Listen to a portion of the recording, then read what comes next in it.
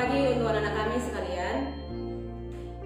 Sebelum kita mengawali aktivitas kita satu hari ini, terkhusus untuk pembelajaran kita, ada baiknya kita menyerahkan diri kita terlebih dahulu kepada Tuhan dengan membaca firman Tuhan dan menyanyikan lagu sebagai lagu pujian untuk Tuhan.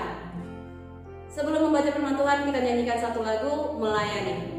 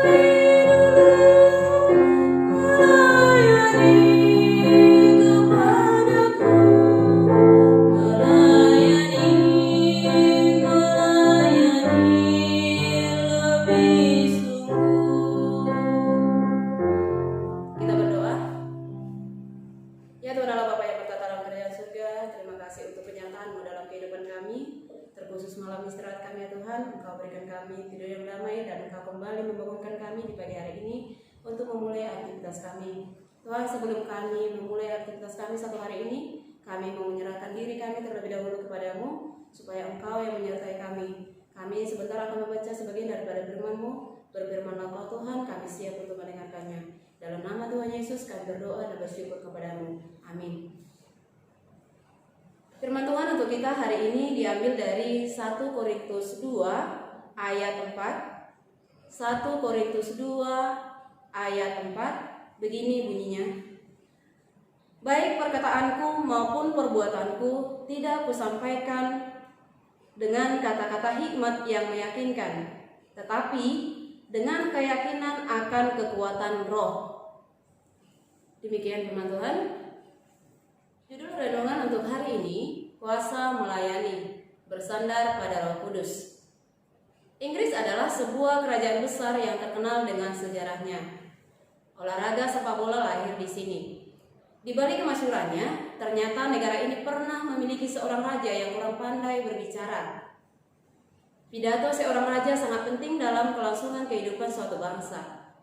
Setelah belajar kepada seorang dokter, King George VI perlahan-lahan mengatasi kelemahannya. Dengan pidatonya, ia bisa meyakinkan dan menyemangati rakyatnya. Kisah nyata ini diangkat dari film The King's Speech. Persoalan Raja George adalah ia takut menghadapi banyak orang. Ia takut bahwa tidak dapat meyakinkan rakyatnya dalam berbagai keputusan karena kesulitannya dalam berbicara. Paulus tidak menghadapi kesulitan seperti Raja George. Paulus adalah orang yang pintar dan berani. Ia tahu benar akan hukum Taurat dan adat istiadat orang Yahudi ketika ia bertobat dalam menjadi Rasul Kristus. Ia begitu antusias dan bersemangat dalam memberitakan Injil Kristus kemana ia pergi. Masalah yang ada justru banyak orang yang ragu akan penderitaannya. Banyak yang berpikir bahwa Paulus hanyalah omdo alias omong doang, hanya pintar berbicara tetapi penuh dengan tipuan. Paulus menjelaskan kepada jemaat di Korintus bahwa walaupun ia termasuk orang yang pintar berbicara, namun dalam memberitakan Injil, ia tidak mengandalkan sifat manusia dalam menyusun kalimat yang indah dan bagus untuk meyakinkan para pendengar, melainkan hanya mengandalkan kuasa Roh Kudus. Hal ini penting karena dalam pemberitaan Injil yang kita hadapi bukan hanya para pendengar saja, melainkan juga iblis yang akan berusaha berbagai cara untuk menghambat percaya Yesus. Oleh karena itu, kita perlu mengandalkan Roh Kudus agar bekerja dalam hati para pendengar, supaya mereka bertobat dan percaya kepada Yesus Kristus. Paulus memberi teladan bagi kita karena melakukan pelayanan bukan karena kuat gagahnya, tetapi karena kekuatan yang berasal dari Tuhan. Bagaimana dengan kamu? Mungkin di antara kita ada yang rajin ikut pelayanan, seperti di bidang musik, pelayanan sosial, dan lain-lain yang bertujuan membantu orang lain. Coba kita renungkan sebentar. Apa selama ini kita sudah melayani dengan mengandalkan Tuhan atau belum? Silahkan merenungkannya. Demikian firman Tuhan. Mari kita berdoa.